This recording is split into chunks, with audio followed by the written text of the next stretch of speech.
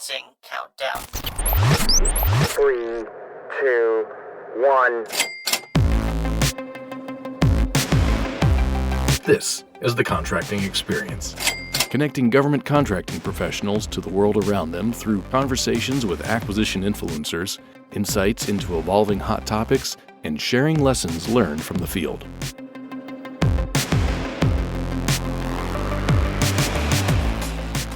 In this episode, we sit down with two Air Force contracting professionals leading the adoption and transition to ConIT, Mr. Jay Olson from SAF AQCI and Mr. Dan Parish from AFMC PKNB. The gentlemen outlined the top 3 things teams should be doing to prepare for the transition to ConIT. They also talk about recent successes on the program and opportunities for e-business at the strategic level. So today we're welcoming back two former podcast guests that they are both leading the adoption and transition efforts for ConIT. The first one is Dan Parish. He's at Air Force Materiel Command PK, and he actually was on episode number 2 of the podcast in October 2018, talking about the rollout of ConIT. And then Jay Olson from SAF AQC, who was on the podcast in November of 2021, and that was episode 33. So welcome back to the podcast, guys. Hey, thanks for having us back. For sure. So Dan, I'm going to encourage folks to go back and listen to those episodes if they want some more details. So that's episode number 2 and number 33. But can you describe, for those that aren't familiar with ConIT yet, what ConIT is and what it means for Air Force contracting? Sure, Amber. Thanks. So ConIT essentially is Air Force's next generation contract writing system. We have and had several legacy contract writing systems that in the end will be replaced by ConIT. We had the standard procurement system that back in 2018 was migrated into ConIT, and that's been in use since then. We have ConWrite that is used by the weapons systems community, the R&D community, the test community, and we are intensely working that today to prepare that those organizations to get ready to migrate over into ConIT. And lastly, we have the Automated Contract Preparation System, or ACEPS, that is used at Robbins, Hill, and Tinker. And that will be the last contract writing system that will migrate. But, this will be a unique thing for the Air Force, because eventually we will have one contract writing system for the entire Air Force. And, it's huge benefits as far as data visibility for the Air Force and for what Jay does and his team, as well as for DoD. And just in general, there will be no need to have to, as you rotate to new positions, there'll be no need to have to learn a new tool as you go. I mean, you'll have the same system. A big step forward for modernization. So Amber, is just to sprinkle a little bit on top of that, I agree with everything that Dan's saying there. And one way that I look at ConIT is that it's more than just something that we use as a way of building a PDF with a contract.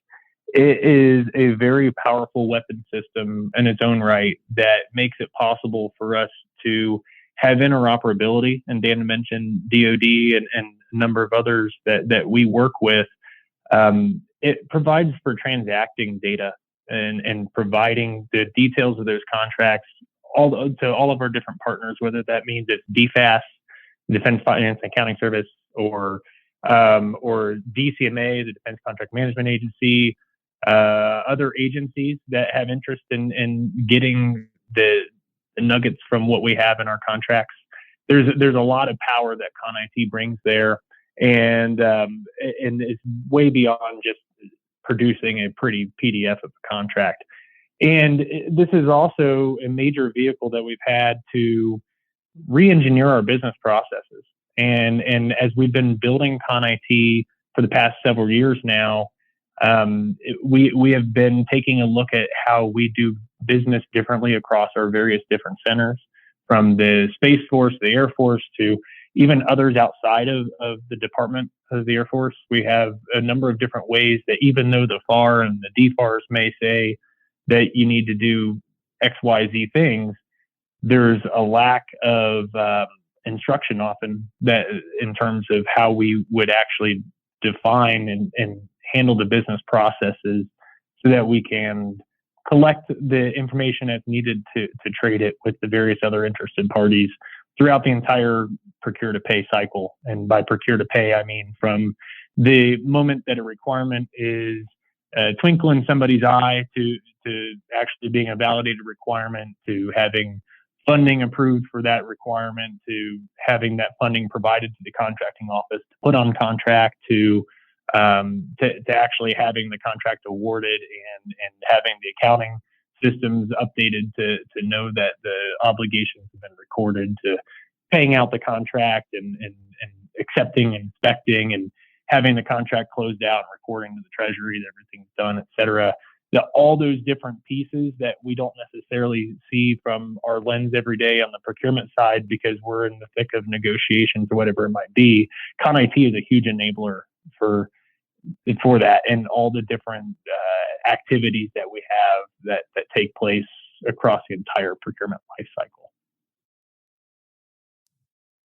Yeah, I appreciate you both going into, what ConIT is and just its benefits. And Jay, you had referenced, being our weapon system for Air Force acquisition and our mission partners. And I think that just speaks to the importance of, understanding this topic and how it's going to impact our organizations and our mission partners. And so I think this is just a great episode for people to hear, for people to kind of hear what's the latest and what's going on, because this is a process, right? And implementing this system is a process. And so I think that's a really good start to just this conversation and helping people understand the importance of it.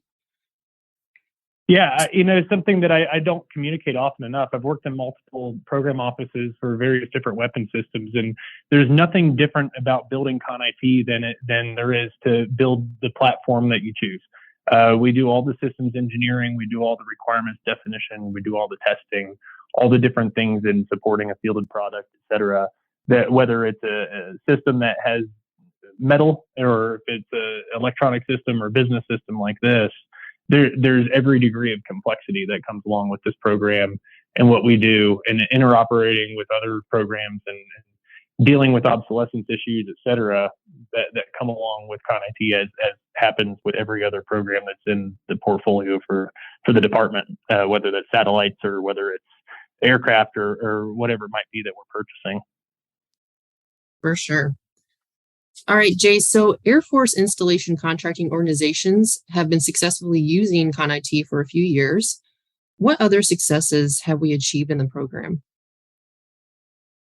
Yeah, so almost 4 years to the day, we finished deploying ConIT to the last site that in the operational contracting community and replaced SPS, which is a fantastic effort. And since then, the program has matured tremendously. There's been so many things that have been done. As everybody probably knows, when we started off ConIT, it was a bit rocky at first, just because we were scaling the system way beyond what the prior use case was for what we'd inherited. So there was a lot of work that had to take place behind the scenes under the hood for the better part of about 2 years or so. And so I have to really throw a lot of credit to Mark Wagner and the great work that he did in steering the ship at that time and making it possible for everything that we've done since, because they did do a lot of behind the scenes work to make the system more scalable. Now, I'm not saying that all that work is done. There's still a lot of work that we have to do behind the scenes that regular users will never even know took place. But that are just foundational things for the system. But that in its own right is a huge accomplishment, I think. But beyond that, ConIT has been used for all kinds of things. And think about the world and where we've been over the past couple of years. it supported our ability to work from home for the supporting COVID. It allowed us to be the leader across the federal government for our response to COVID. It helped us basically reconstitute Tyndall in the face of a hurricane. We've had a number of different successes there, and from supporting 4 end of the fiscal years so far successfully, to just supporting the field across the entire enterprise, from operational contracting to one of the major milestones we've had is 2 years ago we started our transition effort from Conwright. So we had successfully moved about 50 DODACs through our swivel chair efforts, where folks are operating parallel systems, both Conwright and ConIT at the same time. So 2 years into that, we've had a significant degree of success there, because people are using the system even outside of operational contracting now. We replaced O-Contracts, which is one of the lesser known contract writing systems that we had, but that's used in the contingency environment. It's no longer used in the contingency environment. So ConIT is taking over that mission set as well. And from the development standpoint, there's just been a huge amount of work, not just from the technical debt that I'd mentioned, but adding new capabilities. We addressed things that were necessary to start working on the replacement for Conwright. So concurrent modifications, one of the things that we recognized very early on from our work with AFMC and scouting out the various different capability gaps in ConIT, was that we had in our major program offices, often you'd have a situation where many buyers and PCOs would be operating on the exact same contract at the same time. And ConIT wasn't really out of the box capable of doing what we needed it to do there. But now I can have 5 or 6 different buyers working on the same contract, working on different mods. And that is something that has been implemented and was a huge deal. We've architected ConIT to now support ELINs.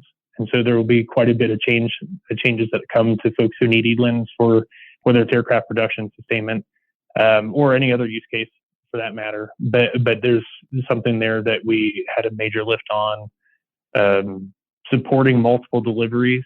That's been a huge deal as well as allowing for MAPACs for our FMS side of the house.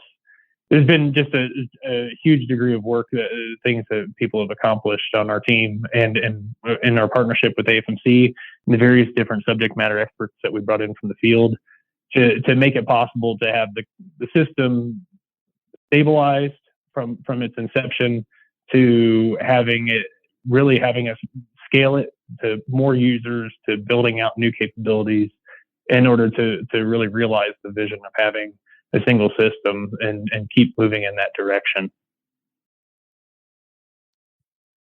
Yeah, Amber, and if I could jump in just a second on just to touch on a couple things that Jay mentioned.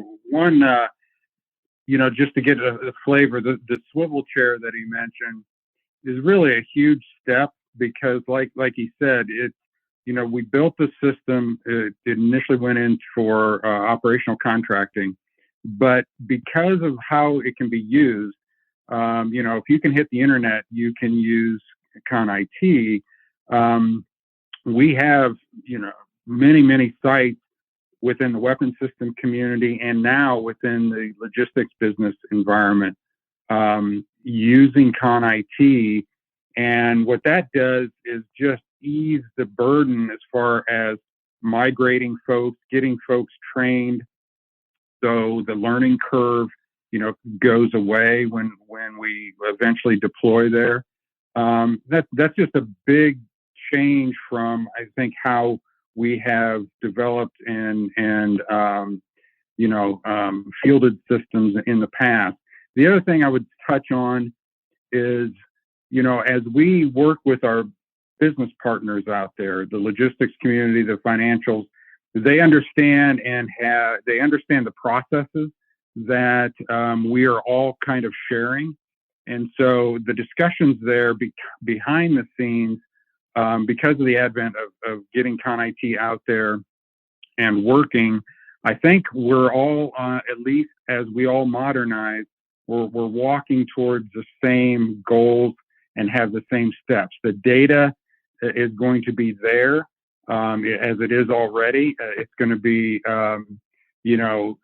much more accurate, and people can rely on that data much more than they have in the past, because it's being, what comes out of ConIT is according to the DoD data standards. So, this is just a big step forward for everyone. And a lot of what Jay is talking about, and his team is doing just a tremendous job on developing and getting ready all the new functionalities that he mentioned, so the weapons community can come on and use the system, and it will be ready and be able to do the job that they need. Dan, you mentioned migration. I understand you recently had a dress rehearsal for ConWrite to ConIT data migration for PZI at Wright-Patterson Air Force Base. What are some of the things you found during that migration that the workforce should know? Yeah, first of all, I guess the easiest thing to say is, it is going to be work. The migration is from an older system like ConWrite into a new system. It's going to be an effort on everybody's part. The one thing we did find, though, in addition to what we're doing with ConIT, there's been a lot of work done with ConWrite and its migration tool, which is called Endgame. And we're finding that, those tools work. We were able to successfully mock migrate contracts into ConIT. Again, this was in a mock situation, but the tools work. There is going to be, some work as PZI and other organizations go into it. But I think the first lesson is, we've come a long way, and yes, these tools that have been built for this are working. The next, I would say the second thing that clearly comes out is, if you are in the workforce, if you're in the organizations like PZI and others that, certainly have been in swivel chair and will migrate, eventually, close and retire your contracts. The more effort you put into getting contracts retired, the better off, the easier the migration will be, because ConIT will not migrate contracts that are retired, obviously. The more you close out, the better off you will be, because, our focus initially is obviously on getting those active contracts into ConIT. But I would say the third thing that really came to mind, if I'm a CO and buyer, is really know what your contracts are. We know the workforce is out there. They are working hard at the contracts in front of them, but really know what's in them as far as how they're constructed, as far as the clause structure, those kinds of things, because there could be, through the process of migration, things that will pop back that you'll need to check on, you may need to fix, those kinds of things. So know what's in them, so that the process will go easier. Jay, what were your thoughts about coming out of that meeting? I think you nailed it, Dan. And I'm just going to amplify and echo the closeout message there, that the more closeout or contracts that we retire, and by retire, I mean that they're not just physically complete and that the contracts collect dust somewhere, but that we have actually gone through the entire process, completing the DD 1594, or having them auto closed out at EDA or whatever the mechanism might be. The more contracts that we can retire completely, the better off we're going to be, because many of these contracts are going to require multiple modifications to get them well. So, for example, contracts may need to be modified in ConWrite. Then they're going to need to be modified in an interim environment once they go to ConIT, and then they're going to have to be modified again when we bring them into the production environment at ConIT. And sometimes we're going to learn new things as we go. That's something that we learned when we migrated SPS and O contracts, that there's going to be many times where we go back and say, yeah, we know we thought we had this contract right. But here's another thing that you need to go issue another mod for. So the more contracts that we can close out, the more we can avoid that type of situation and having to deal with some of the data errors and the things that just might not make Con IT work properly for those contracts. We can get the contracts into Con IT, but frankly, what worries me the most is then what? Once they're in Con IT and they need to keep using the contract for the performance resumes and they need to keep modifying the contract, what we want to do is make sure that we have the contracts brought up to where they need to be for compliance standpoint so that Con IT behaves as expected and that we don't have last minute crises as we're trying to get some important ECP out the door or something along those lines. So closeout is the single most important and best thing that we could do to mitigate risk as we go forward. And if you're in one of those swivel chair sites, to maximize Con IT and write new contracts in Con IT and stop making load for us to bring over to Con IT from Conwrite. The other thing that I'll mention, and I'll pepper on here, is that we have recently stood up a support infrastructure.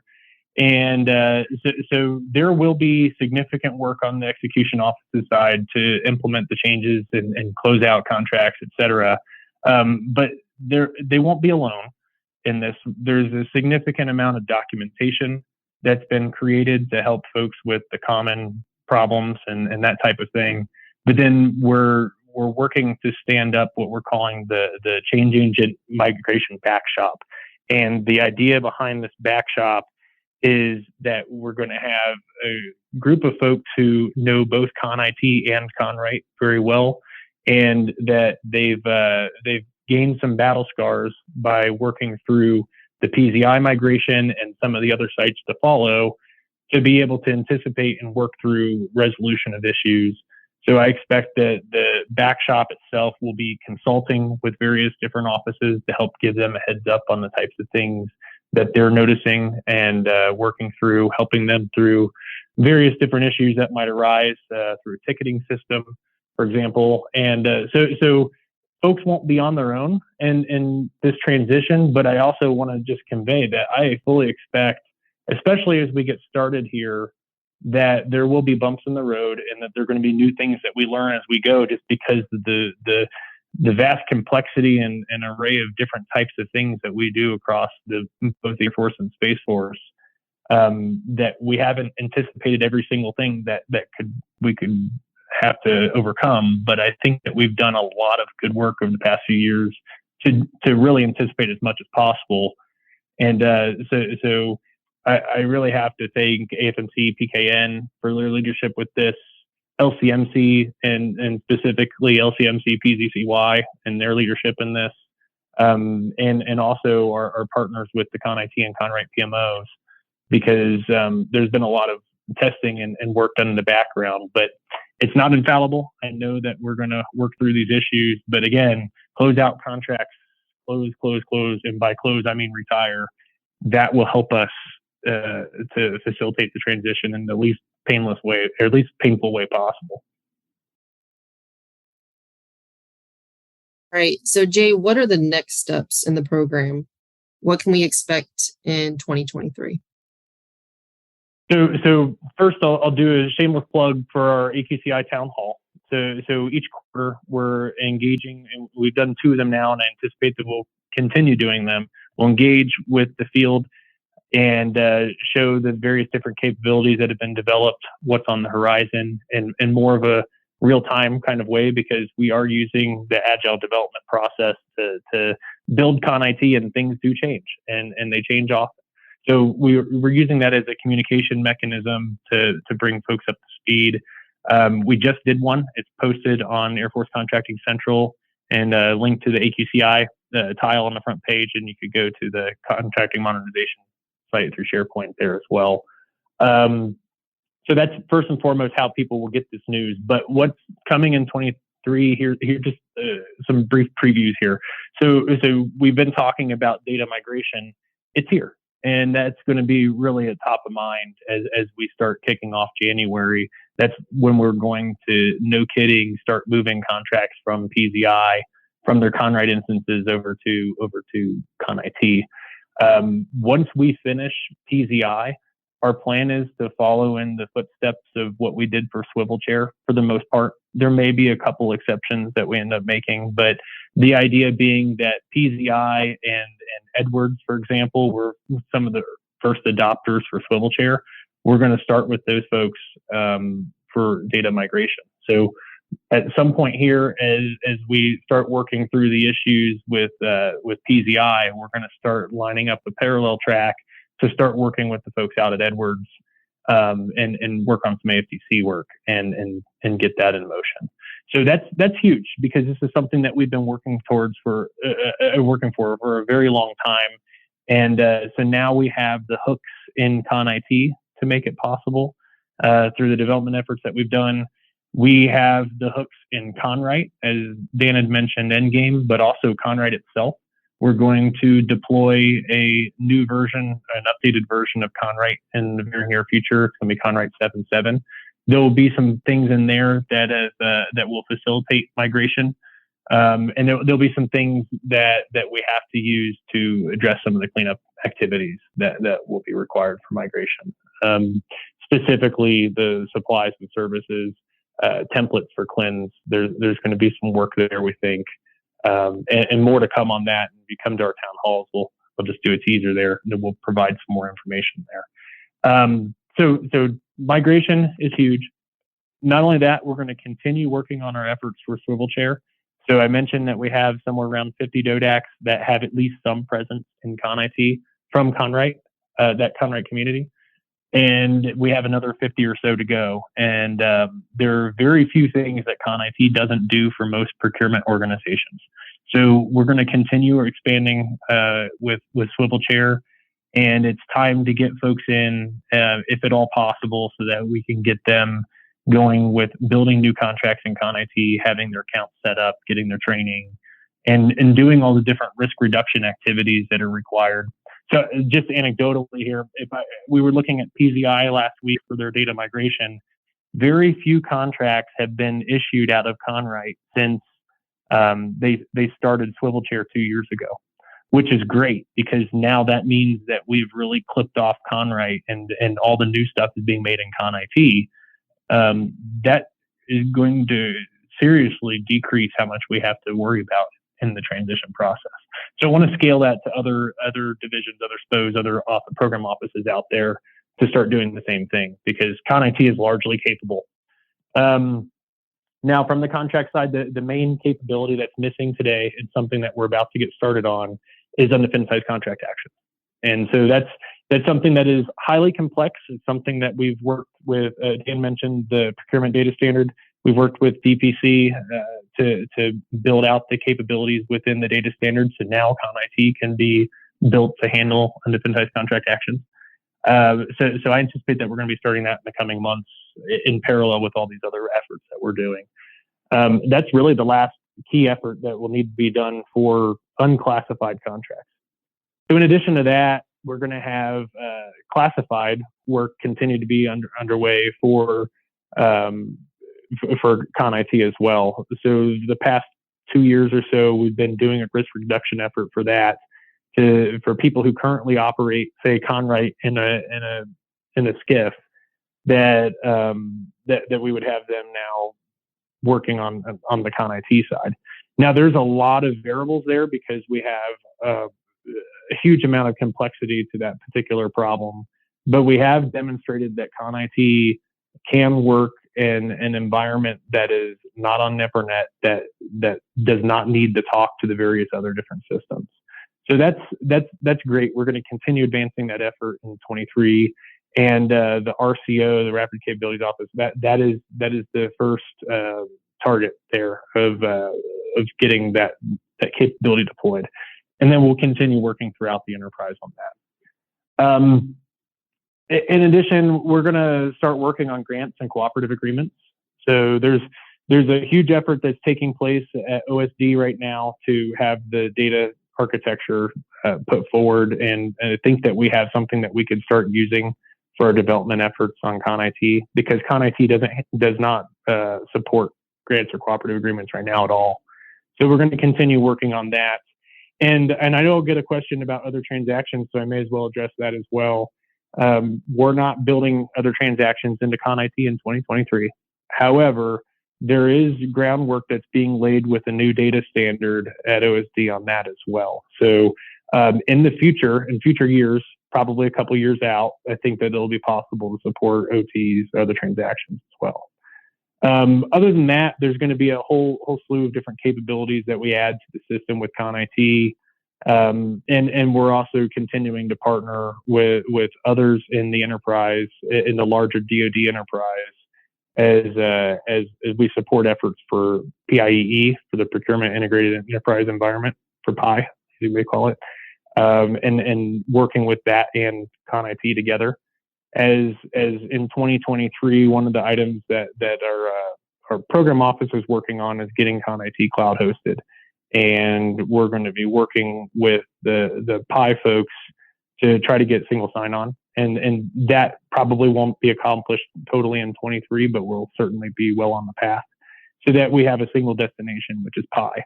And ConIT will be part of that universe as the contract writing capability that complements all the other different capabilities that exist at PI.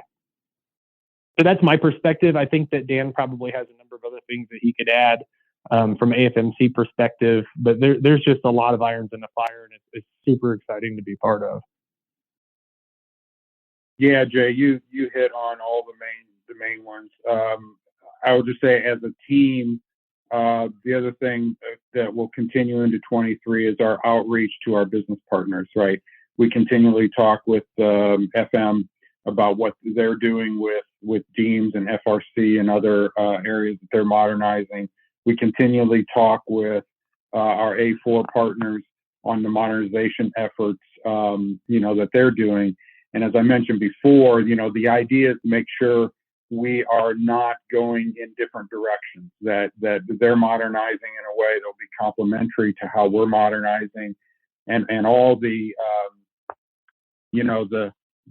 piping that happens behind the scenes all will work together, so that in the end, when you have a requirement flowing electronically, it will flow right into ConIT. We will award it. It will flow easily and electronically into the downstream payment systems, and all those systems get fed, including into DoD, so that you will not have to worry about manually inputting over and over, which as we all know, brings mistakes and errors with it. So that effort will also continue through 23 and beyond. Didn't get that. Well, I appreciate you guys sharing. There's obviously a lot of moving parts with this. And I think just hearing, the different parts that maybe the people on the field don't hear every day just gives an appreciation for the complexity of it, and also just the amount of change that's going to be happening. But also it's good to understand that, so people can be prepared when it comes to their offices, when they're in the middle of it, and just trying to stay patient with the process. So Dan, for folks who aren't on the horizon to finish their transition to ConIT within the next year, what is your advice to them to make the transition easier later? Yeah, so this kind of ties into our earlier discussion that both Jay and I mentioned. So retire your contracts, right? So go in, close and retire as many contracts as you can. And I know folks, are cognizant of that and do that, but that is really the first main step. If we can retire those, get them out of Conwright, we won't have to worry about those at all when we get to migration. When, closing out, getting, the ULOs taken care of, getting all of that taken care of, to me, those are just huge first steps in preparing for eventually migrating into Con IT. I think Jay mentioned, 23 and beyond, we're looking at going a swivel chair into more locations. So, that means for the management, assessing what you do, and then, can I use Con IT? And as we develop more capabilities into Con IT, both with, the UFERS and ELIN and all that capability that's coming into Con IT, we will see more and more sites at least able to become swivel chair. That is also a huge first step to get Con IT in, get a new awards into Con IT, and get people used to using that new system. But that, as we get, follow on more units in there, again, for the workforce is to, first of all, listen to Jay's town hall, get more information on what's coming. Secondly, I mentioned earlier, know your contracts. Work through those. Make sure that we are building contracts in accordance with FAR and DFARs and the way that they should be constructed. And then, again, back to retire contracts, back to getting those closed, and working those efforts to make that eventual migration an easier, I won't say easy, but at least easier process. Jay, what are your thoughts? I have nothing to add to that, Dan. We are singing the same song. All right, great. So last question, Jay, what are some of the key opportunities and challenges for e-business at the strategic level? So in fact, right now I am out in Colorado meeting with the Army and the Navy and DLA and DPC and another number of folks to talk about contract writing and share information and the way that we do things with those different services and components. I think that that's going to continue. We just signed a MOU, Memorandum of Understanding, with the other different agencies at the PEO level for the different business enterprise system organizations, along with the functional leads, so ADASI in our case. And so we're going to continue our collaborative and sharing information and working with the other different partners across the DoD. That's the first opportunity I see. The challenge with that, of course, is going to be business process reengineering and all the work that is involved with that, because there's a number of things that we do differently, right? And so we're going to be working through the various different pieces as we define requirements and work through architecting the system. Otherwise, and that's a really Con IT centric view of things, but from a broader e-business perspective, I think that the key challenge in my mind is making sure that we continue to develop talent who that's capable of doing this type of work, and that requires very strong contracting acumen, but also an IT flair to it, and not necessarily IT, but like just business systems and being able to look at data and understand how the pieces of all these different systems fit together with data as the glue. And so I'm really excited about the work that AFMC, PKN has been doing in terms of building out these contract data specialist positions. And they now have position descriptions, and we're starting to make it so that we don't just have a couple people across this vast enterprise that have the knowledge that's needed to continue bringing us in further into the future. So I think that there's tremendous opportunity, but also challenge there as we get folks who are interested and who have met the requirements, and also that are going to be in this for some time, that we can start developing them and growing them and making it so that we tackle this long-term problem. Because I think a lot of people may think that Con IT is going to be done in a couple years. People ask me all the time, well, when's Con IT going to be done? And my answer for that is, well, was the internet done when the hamster dance came on back in 1998? Definitely not. I mean, the people back in 1998 could never have imagined the things that you could do with the internet now, where we have smart devices in our house and we have all these different things with social media or whatever it might be. The future is limitless with where we can go with the type of work that we do.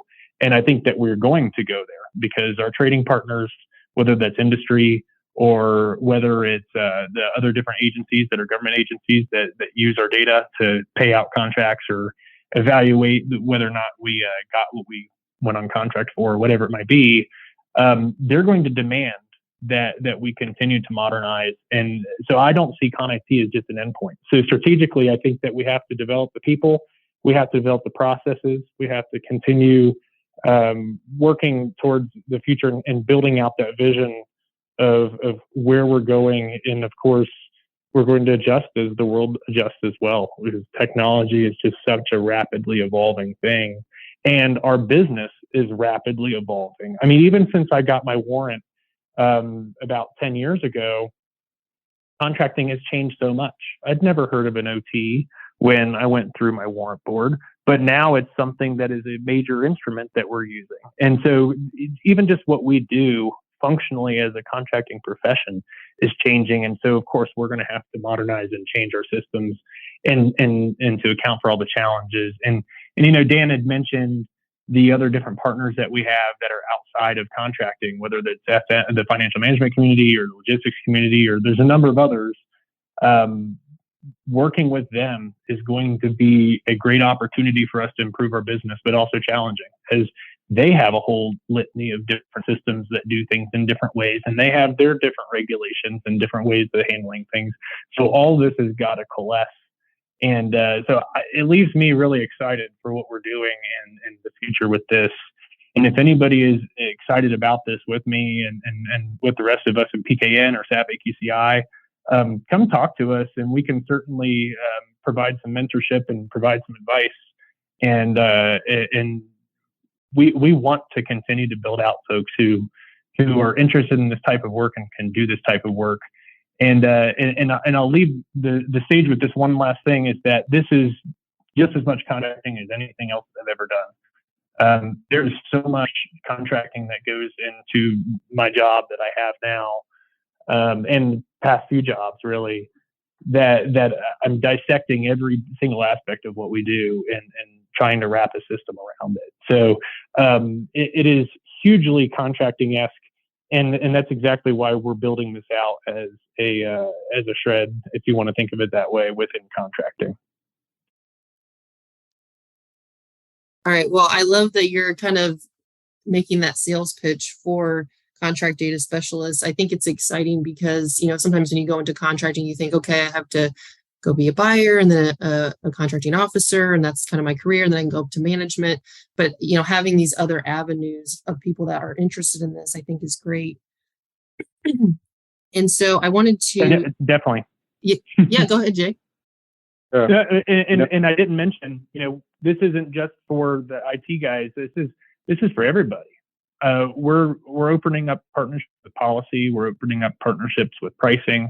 Last week, I had extensive conversations about some of our more difficult pricing arrangements, the contract types that we have, and things like that. So even if I'm a contract data specialist per se, everybody's a contract data specialist. And it's just that we're building in more depth and beyond, you know, the baseline knowledge that folks have to do this. But the data is where we're going, and it's part of everything we do. Yeah, I'd like to just echo that. I mean, even within the headquarters building here, you know, data has been a focus now for, you know, for several years, because everyone understands the importance. I mean, data drives decisions. And if you have bad data, your decisions may not be the best they could be. So everybody, every functional community, every two-letter here, at least within headquarters here, and I know the Pentagon, is trying to figure out how can we get better data, you know, certainly more accurate. How can we get it quicker? You know, all those things, so that they can make the decisions they need to make, and they can pass that data on to Congress and other, you know, political leaders, certainly, so they have the full picture and can make decisions based on that. So, yeah, I mean, I just echo what Jay said. This is something, the contract data specialist was created. The PDs are being created and have been created, just as a kind of as an acknowledgement that data is where we are all going, and the reliance of that, and we need to be a part of that. Mm-hmm. And it's decision making, but it's also for transacting, right? So if you think about the millions and millions of transactions that take place across the Air Force, Space Force, DoD, whatever level of the enterprise you want to look at it at, from us creating a purchase request to issuing a contract to having an acceptance report to having the payment made. I mean, that's just a few transactions that I just mentioned right there. Scale that to the millions. That all can't be done by hand, and it's not. That's the beauty of what we're building out here with ConIT and also Pi and the various other different things that come in there. We can't handle manually the volume of business that we do, and so that's where all this automation comes in. So it's decision making, but it's also transacting and